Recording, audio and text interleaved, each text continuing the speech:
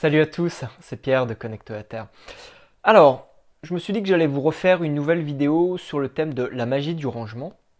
La dernière vidéo date du mois de mai 2015, donc ça fait à peu près 11 mois. Alors, je vais donc vous expliquer mon chemin en 11 mois depuis ma première lecture de ce livre, ce que j'ai fait, ce que je n'ai pas fait aussi, et je vais classer ça par différents domaines ou par chapitre. Voilà. Alors déjà bilan à 11 mois. Alors, je vais commencer par les livres.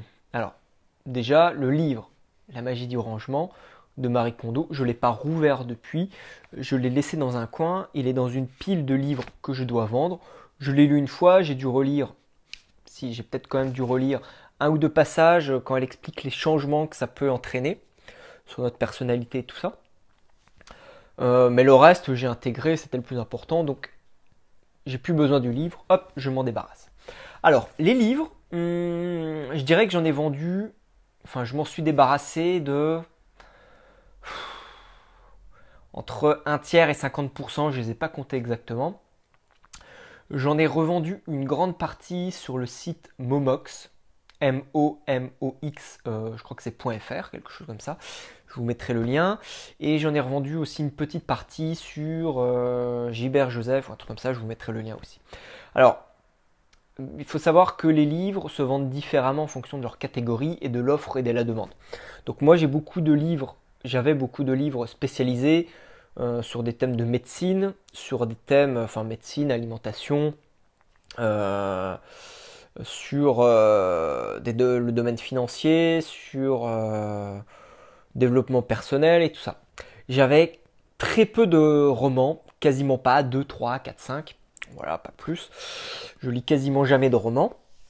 Voilà. Donc les romans, eux, sur les sites de Momox, se reprennent très mal. Et quand ils sont repris à quelques centimes, 15 centimes ou peut-être 2-3 € pour d'autres. Tandis que les livres spécialisés se reprennent beaucoup plus cher. Bon, après, ça reste assez modéré, hein. C'est rare d'en retirer plus que 50%, quoi. C'est même, euh, c'est même plutôt autour de 30-40% du prix d'achat. Alors, j'ai revendu donc une majorité de mes livres de développement personnel, médecine et de ça, spécialisés. J'ai revendu une grande partie de mes mangas que j'utilisais plus. J'ai revendu des collections que j'avais pas entièrement et que finalement je laissais tomber en cours.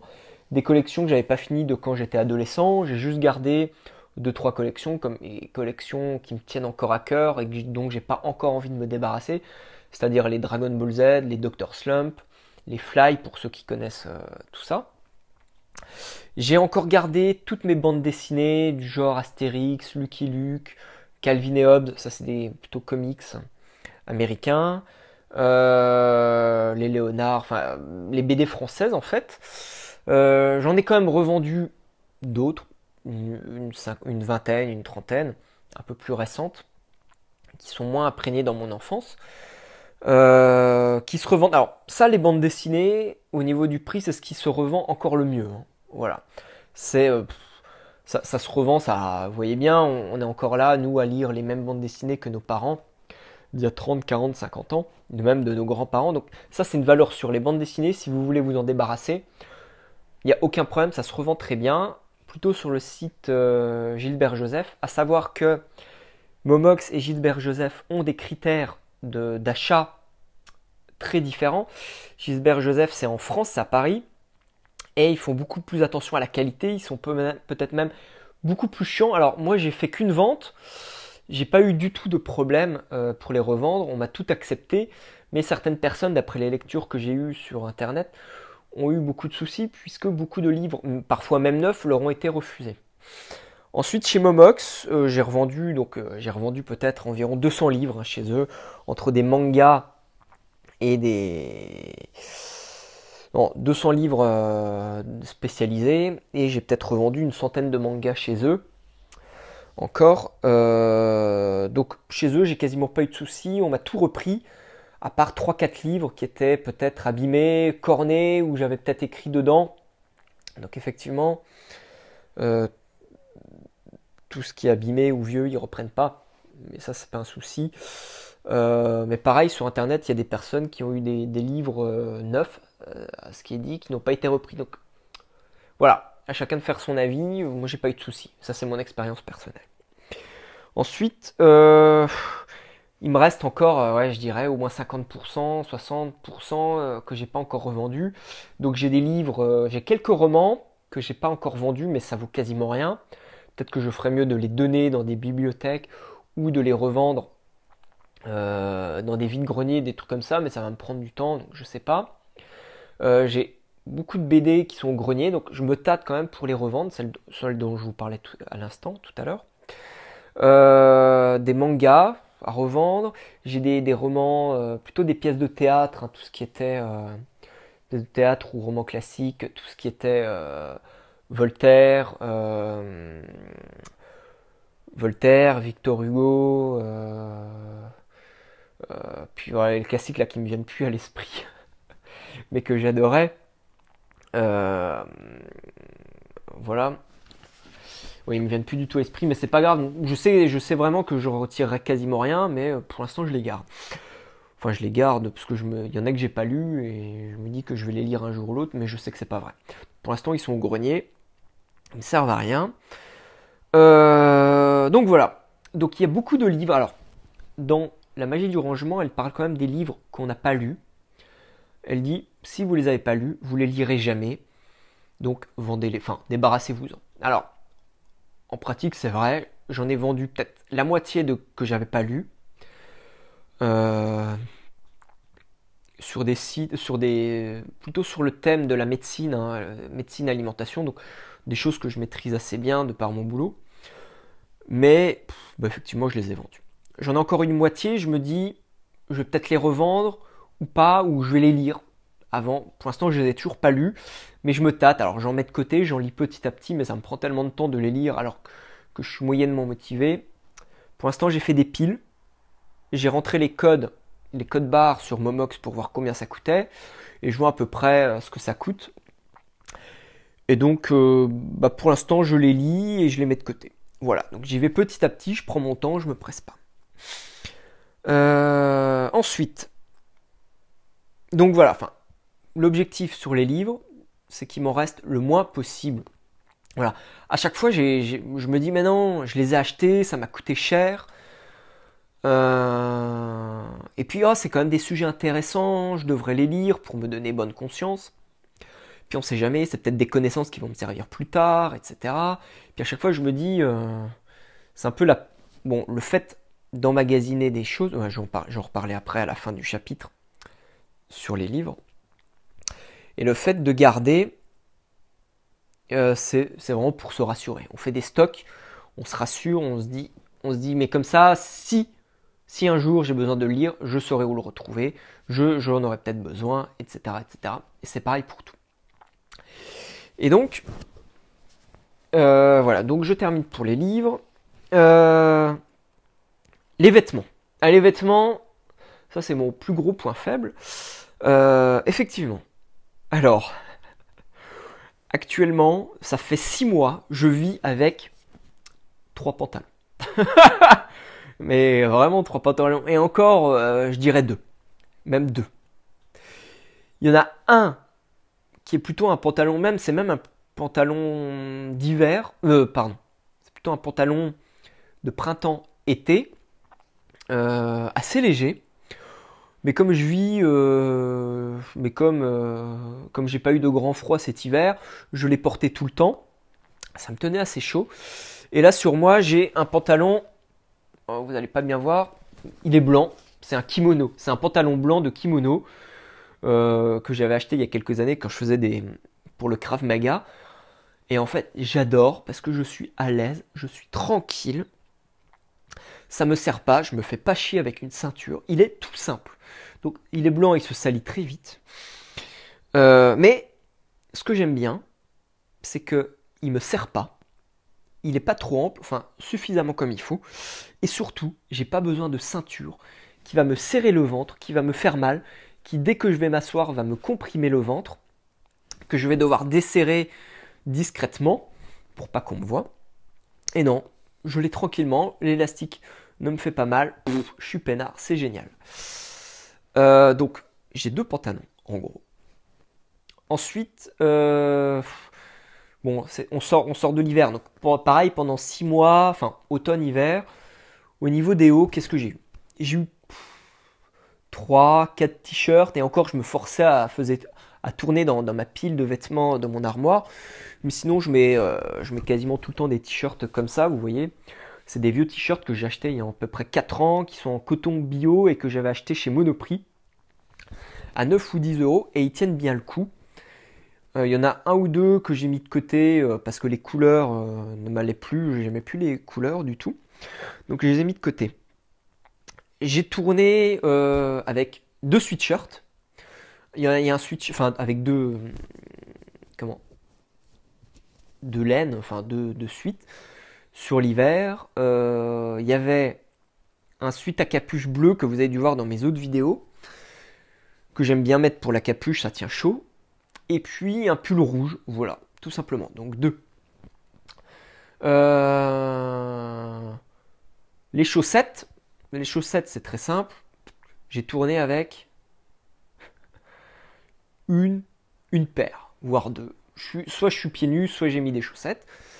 Les chaussures, j'ai tourné avec deux paires de chaussures. Donc une paire de baskets pour quand j'allais me promener là où c'était dans la boue, ça où c'était sale. Et là où c'était et quand j'allais en ville, quand j'allais me montrer, j'avais des chaussures un peu mieux, mais c'est des chaussures que j'ai achetées pareil en 2012 je crois à peu près. Ensuite les manteaux, j'avais 2 manteaux, enfin 3 manteaux. J'avais un manteau pour quand j'allais dans des régions assez froides cet hiver, un beau manteau de ville que j'aime bien mettre. Donc je l'ai mis en gros, je l'ai mis 2 semaines, c'était en 6 mois. De 1 parce qu'il tient chaud, et puis de 2 parce que j'en avais pas eu d'utilité ailleurs. Deuxième manteau, c'était plutôt je sais pas comment ça s'appelle, un blouson bien rembourré que j'avais acheté chez Zara à l'époque, 40 euros, c'était vraiment pas cher, à l'époque où j'achetais encore, un des seuls trucs que j'ai acheté dans une grande distribution ces 5 dernières années. Et puis j'avais un kawaii pour la pluie. Voilà, tout simplement. Donc voilà pour les habits. Les sous-vêtements, les caleçons, boxers et tout ça, c'est simple. J'en mets pas depuis peut-être 2-3 ans. Je pourrais en revenir dans une autre vidéo. Donc j'ai pas de... Voilà. Donc en gros, vous voyez, j'ai besoin de quasiment rien. Bon après, quelques habits un peu pour le sport, pour traîner, pour faire du jardinage, des trucs comme ça. Mais voilà. En pratique, qu'est-ce qui me reste dans mon armoire? L'armoire, elle est blindée, mais elle est blindée. Pourquoi? Parce que j'ai encore plein de chemises, j'ai encore plein de pantalons. Voilà principalement. Ce sont des belles chemises et des beaux pantalons de l'époque où je vivais, où je vivais en ville, où j'étais un bon citadin et où je travaillais, où je faisais mes remplacements de médecine. Et j'aimais bien être habillé. J'aimais bien être habillé en costume, belles chaussures, beaux pantalons, une belle chemise avec la veste de costume. Et puis il y avait souvent le petit gilet là, 3 pièces quoi, chemise, gilet et veste. Voilà. Et ça maintenant je les mets, mais alors plus du tout. Et alors les chemises, j'ai quelques chemises un peu plus casual comme on dit dans le domaine de la mode. Que je sais que je vais non, je sais même pas si je vais vraiment les mettre en été, même si elles sont super belles et tout ça. Tout simplement parce que j'habite à la campagne maintenant et que je vois beaucoup moins de monde et qu'en fait j'en ai de nouveau, mais plus rien à faire du regard que les autres me portent sur ma tenue vestimentaire. Tout ce qui compte pour moi, c'est d'être à l'aise et que j'ai pas peur de les que j'ai pas peur de me salir. Voilà. Alors, mes pantalons, je les mets plus. Alors, ils sont super, ils tenaient chaud et tout ça. C'était des beaux costumes, c'était des beaux pantalons achetés à Paris et tout ça. Mais en fait, ils sont pas du tout confortables dans le sens où j'ai des cuisses assez fortes, j'ai toujours eu des cuisses assez fortes, et donc c'est impossible de trouver des pantalons qui vous aillent bien au niveau de la taille et au niveau des cuisses. Donc je suis serré au niveau de mes cuisses et c'est trop large au niveau de mon ventre. Du coup, je suis obligé de mettre une ceinture pour tenir. Donc ça serre au niveau des cuisses, ça me serre au niveau du pantalon. Quand je suis debout, ça va, mais dès que je m'assois, ça serre sur les cuisses et la ceinture me serre le bide. Donc je suis pas confortable. Donc pour l'instant, j'arrive toujours pas à m'en séparer. Ni de mes belles vestes de costume et tout ça, pour une simple raison. Je m'en sers plus, mais comme ça m'a coûté cher, ça me fait chier d'aller les donner. Déjà, je me dis à qui je peux les donner, qui c'est qui va bien les utiliser. Les revendre, ouais, mais ça va être super compliqué. Les sites spécialisés, machin, eBay, tout ça, c'est pas vraiment le genre de site où ça se revend. Enfin, je crois, j'ai pas trop regardé. Ça va me prendre du temps de tout revendre. Donc, pour l'instant, j'ai pas fait le pas. J'ai pas fait le pas. Mais effectivement, dans la magie du rangement, Marie Kondo dit de tout donner. Alors, je pourrais très bien faire un carton, m'en débarrasser, et là, je serais tranquille. Effectivement, ça fait plus de 6 mois qu'ils sont dans mon placard, et ils me manquent pas du tout. Non. À chaque fois que j'ouvre le placard, je culpabilise en me disant ah, je pourrais les remettre un jour et tout ça, mais je sais que je vais pas les remettre. Voilà. Donc, il faut juste que je passe le pas. Donc ça, c'est encore... Mais mon frein, à ce moment-là, mon frein, c'est l'argent. J'ai perdu de l'argent. Enfin, l'argent, il est déjà perdu, hein, je l'ai dépensé. Mais si j'arrive pas à les vendre pour un bon prix, eh bien, j'y perds doublement. Voilà. Donc c'est bête, hein, je ferais mieux de m'en débarrasser et j'aurais plus ça en tête. Pareil pour quelques chemises, pareil pour les chaussures. J'ai des chaussures, maintenant je suis quasiment tout le temps pieds nus ou en chaussures Five Fingers. Et donc dans ce cas-là, mes chaussures de vie, là, je vais garder une seule paire parce que pour les mariages ou les trucs comme ça, où je peux encore aller une fois de temps en temps, même si ça me fatigue ces trucs-là, ou être bien habillé, je vais garder une paire. Mais j'ai encore 3 ou 4 paires de belles chaussures à revendre. Ça aussi, les gens n'aiment pas trop acheter d'occasion. Même si c'est des chaussures que j'ai à peine utilisées, voire j'ai une super belle paire que j'ai dû mettre 2 fois. Je me suis aperçu que j'étais pas à l'aise dedans. Donc voilà, pareil, les habits c'est pas facile à revendre. En tout cas, surtout quand c'est de la qualité. Voilà, donc les habits, c'est encore mon frein, c'est le domaine dans lequel j'ai le moins évolué. Ensuite, qu'est-ce qu'il y a? Les bibelots. Alors les bibelots, ça fait quasiment 1 an que je me suis débarrassé de tout. Donc les bibelots, c'est les bibelots que moi je me suis acheté et les bibelots qu'on a pu m'offrir, la famille. Vous savez, la famille qui part en voyage et qui vous ramène des cadeaux de voyage. Vous n'avez pas voyagé, vous n'avez pas du tout vu là où ils étaient, ils vous ramènent des bibelots. Ça fait plaisir. Ouais, ça fait plaisir, c'est beau, c'est de la déco, ça remplit l'appart. En pratique, vous n'en avez rien à faire parce que vous savez même pas ce que ça représente. C'est pas du tout un souvenir personnel. Donc j'ai tout jeté, mais vraiment tout. J'ai tout mis, j'ai tout donné à Emmaüs parce que les revendre, voilà, il aurait fallu que je fasse des vides-greniers, des trucs comme ça pour en retirer quelques euros. Ça m'intéressait pas. Donc j'ai tout donné dans un carton. Il me reste, au niveau des bibelots, il me reste deux bibelots. Il me reste 2 Bouddhas. Un Bouddha qu'on m'avait offert, un grand, et un Bouddha que je m'étais acheté, un Bouddha en bois, taillé directement au Tibet par des enfants, par des orphelins, je crois.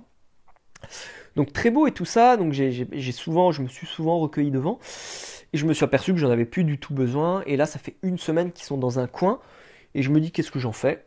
Est-ce que je les garde? Est-ce que je m'en débarrasse? Parce qu'ils valent cher aussi, donc je me dis comment je les revends. Donc voilà. Les meubles. Alors les meubles, tout est chez mes parents au garage. Donc par meuble, j'entends mon lit, enfin le cadre de lit, mon matelas, il y a une table, il y a des étagères, il y a un buffet, et il y a une une cuisinière et un frigo. Voilà. En pratique, le frigo, je l'ai repeint. Il était repeint en verre. Donc je suis même pas sûr que je puisse le revendre. Je ferais mieux de le donner ou de le garder. La cuisinière, elle m'avait coûté peut-être 300 euros. Je pense que je pourrais la revendre 50. Ça vaut plus rien, je crois. Enfin, ça vaut. Je crois pas que ça se revende beaucoup plus. Si ça se revend, la table, je pourrais la donner ou la revendre, mais pareil, je l'avais peinte dans des couleurs assez diverses et assez fortes, comme du vert, du rouge, du jaune. Donc je sais même pas si je peux m'en débarrasser. Les étagères, bon, je vais garder pour l'instant. Ensuite, ah oui, les affaires de toilette, donc tout ce qui est salle de bain. J'ai gardé toutes mes serviettes. C'était des serviettes en coton que j'avais acheté, coton bio, des trucs comme ça, très doux que j'adorais. Bon, ça pareil, alors très belle, très douce, très bio. Enfin bon, et ben elles sont au fond d'un carton dans le garage. Je m'en sers plus du tout parce que là où je suis, il y a des serviettes qui sont des vieilles serviettes que j'utilisais même certaines quand j'étais adolescent, donc ça fait une quinzaine d'années. Et ben elles me lavent toujours, elles m'essuient toujours, hein. C'est juste qu'elles sont un peu moins douces, mais bon, au final, le temps de s'essuyer, bah, ça dure quelques secondes, ou quand on s'essuie de la douche en sortant, ça dure aussi 2-3 minutes, le temps de bien s'essuyer. Que ça soit doux ou un peu râche, je m'en fiche, je suis séché. Et si je devais en garder, finalement, je garderais peut-être une serviette de bain et une serviette de bain et deux serviettes, comment pour le lavabo, donc des petites. Pour l'hygiène, alors ça, je vous ferai une vidéo spécialement sur le sujet parce que j'ai rien jeté, j'ai rien gardé, mais j'avais pas grand-chose à changer vu que je suis déjà minimaliste dans ce domaine-là. Mais je vous ferai une vidéo bientôt où je vous montrerai ce que j'utilise. Enfin, il y avait un autre. Alors, elle parlait des tout ce qui était administratif, tous les papiers à garder là, les papiers de vos factures ou les trucs des impôts, les trucs administratifs. J'ai pas fait le tri, j'ai rien jeté, hein. Je vous avoue que j'ai tout gardé. Je me suis pas intéressé au délai, les factures qu'il faut garder ou pas. J'ai tout gardé, tout est classé, donc ça, j'ai rien jeté. Qu'est-ce qu'il y a d'autre? Ah oui, alors tout ce qui est lettres. Les lettres. Alors, j'en ai jeté un tiers en fait. J'ai jeté tout ce qui était lettres des ex. Voilà, toutes les anciennes petites copines. J'avais tout dans un carton avec d'autres lettres de la famille. Et donc, bah, celles-là, je les ai mises de côté. Enfin, j'ai fait le tri, j'ai séparé la famille, tout ce que j'avais reçu de la famille, des amis, et les ex-petites copines. J'ai pris les lettres des ex-petites copines, j'en ai relu une petite partie, et j'ai tout brûlé.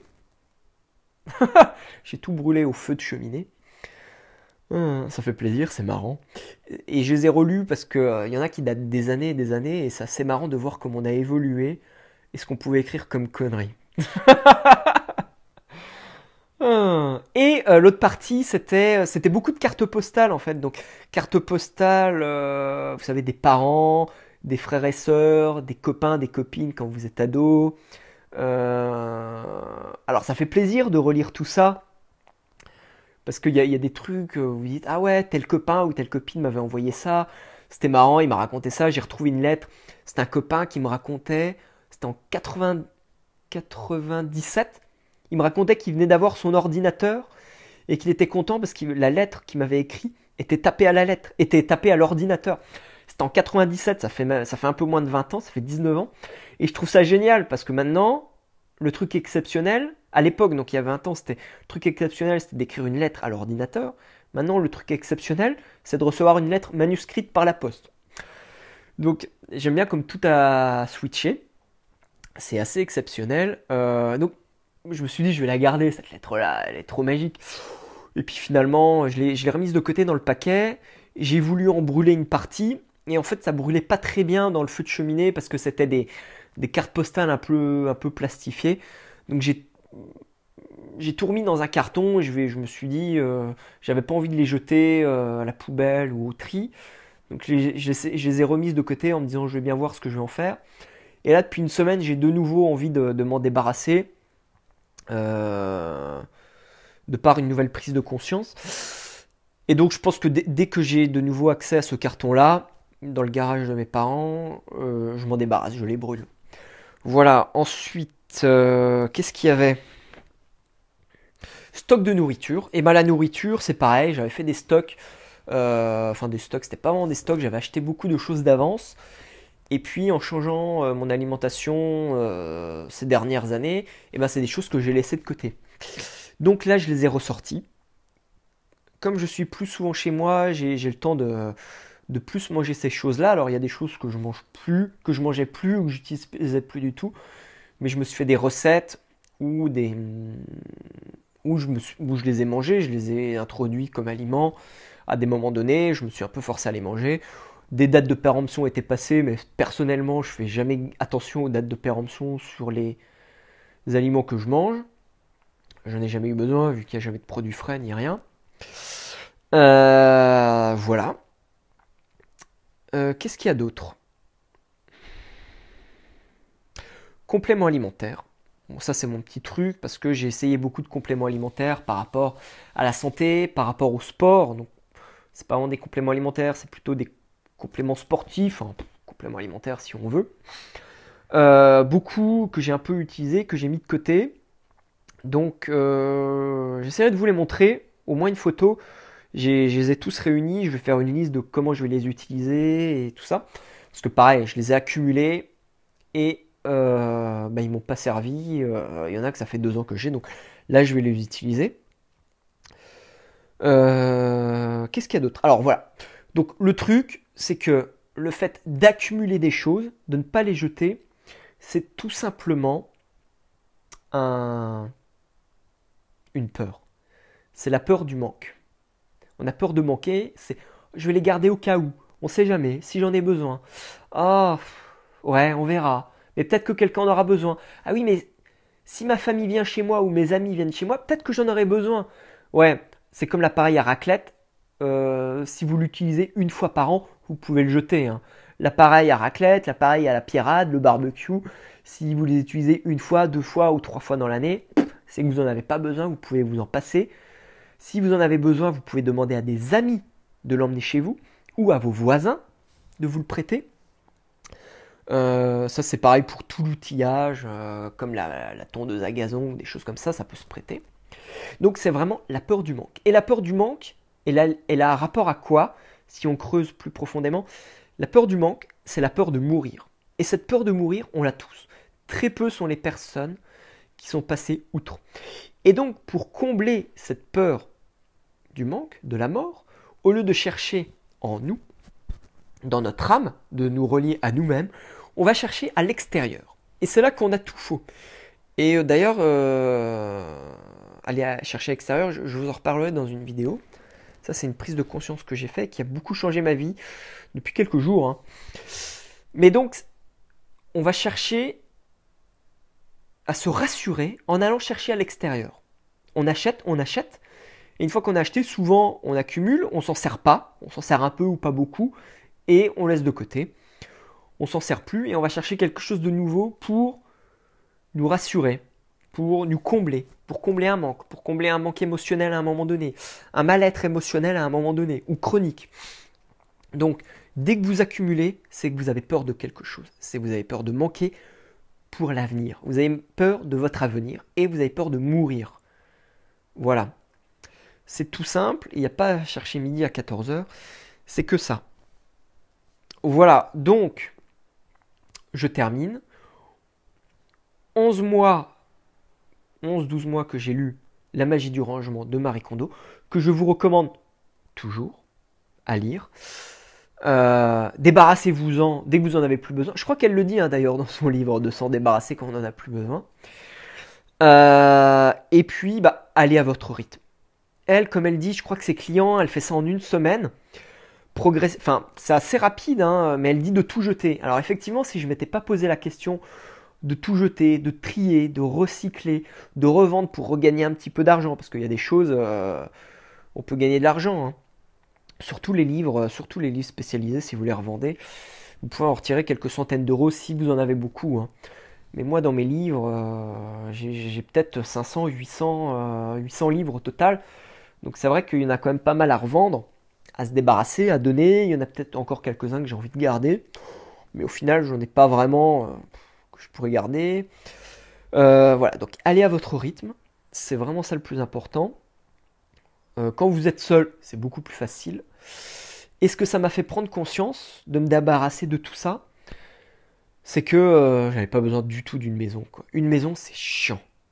C'est chiant. Ça s'entretient, ça se nettoie, ça s'entretient, il y a des réparations, ça vous coûte cher tout le temps. En plus de ça, plus vous prenez une maison grande ou un appartement grand, plus quand vous vous installez, il est vide et plus vous allez acheter pour combler. Moi, j'ai fait pareil. J'ai commencé avec un petit appartement. Quand j'étais étudiant à 18-20 ans, j'avais un 30 mètres carrés. J'avais rien dedans. Mon déménagement, il tenait dans une voiture, à part le matelas qui était sur le toit. Mais tout tenait dans une voiture, dans une petite voiture. C'était une Clio. Ou ouais, ouais, deux Clio. Deux Clio. Hein. Voilà. Je vais pas mentir, c'était à peu près deux Clio, parce qu'il y avait des grosses choses qui prenaient de la place. Donc deux Clio. Après, j'ai eu un 50 mètres carrés. Après, j'ai eu un 70 mètres carrés. Après, j'ai eu un 90 mètres carrés plus terrasse. Et donc, plus on a grandi, et plus on a besoin de combler. Même si c'est. Et souvent, c'est des trucs inutiles. On achète pour combler un vide. Où on se dit, ah tiens, je vais pouvoir aller chercher ça qui traînait chez mes parents, mettre cette étagère ou ce buffet, oh, ce rangement. Et puis en fait, on accumule, on se rassure, on comble le vide. Et voilà, donc là actuellement, si je devais retourner dans un appartement, je reprendrais pas plus d'un 50 mètres carrés, ça c'est sûr quoi. Il y avait aussi, à propos de l'appartement, je prenais des plus grands appartements parce que je voulais de la place, c'était naturel. Je voulais être confortable pour quand je recevais des gens, quand je faisais des soirées, quand j'invitais des filles, ou surtout je voulais une deuxième chambre. Je voulais une deuxième chambre pour quand je recevais ma famille, ou quand mes amis dormaient chez moi après une soirée, ou je voulais que la chambre me serve de bureau. Finalement, je m'en suis jamais servi comme bureau. Et de deux, quand j'avais une chambre d'amis, je m'en suis jamais servi, ou une fois. Et me dire c'est plus grand pour quand j'invite des amis et tout ça, ça m'arrivait plus jamais quoi. donc, donc bien sûr ça dépend de votre vie, mais moi personnellement je suis en ce moment plus dans me dire j'aimerais bien avoir une tiny house, là, les maisons qui font 9 mètres carrés que les gens construisent eux-mêmes pour 20 ou 25 000 euros, ou les petites maisons qui se font en terre ou des choses comme ça quoi. Ça serait plus mon trip en ce moment. Voilà. Mais ça, on pourra peut-être en reparler une autre fois. Enfin, ça fait beaucoup de choses à vous reparler, en fait. Voilà au niveau du minimalisme. Ah oui, également, à propos du minimalisme, ces 6 derniers mois, j'ai appris à diminuer énormément mes besoins. Bon, du coup, je suis plus dans la conclusion, j'en rajoute, mais c'est pas grave. J'ai diminué énormément mes besoins. J'ai revu toutes mes dépenses, tous mes abonnements, tous mes frais. Tous mes achats un peu compulsifs parfois. Et surtout, je note tout. Je note tout ce que je dépense. Et je dépense en espèces. Pourquoi en espèces? Parce qu'en espèces, on se rend compte vraiment de ce qu'on dépense. On a plus conscience et on donne de la main à la main. Et il y a plus le rôle de l'argent. On prend conscience de ce qu'on dépense, de ce qu'on donne. Et il y a un meilleur lien avec le commerçant. D'ailleurs, je favorise tout ce qui est local avec des commerçants du coin. Donc voilà. Et si je peux pas, je fais au moins de la région ou au moins français. Donc, et j'ai bien diminué mes besoins puisqu'en prenant soin de moi, en prenant du temps pour moi, je suis moins stressé. En étant moins stressé, j'ai moins d'achats compulsifs et moins d'achats d'objets qui tendent vers l'extérieur. Et si j'ai besoin finalement... Oh non, je vous en reparlerai une prochaine fois. Allez, sur ce, voilà, je vous laisse un peu sur la fin, mais au moins, suspense. Allez, donc je vous dis à une prochaine. Partagez cette vidéo, dites-moi où est-ce que vous en êtes. Et puis on se dit à très prochainement. Ciao!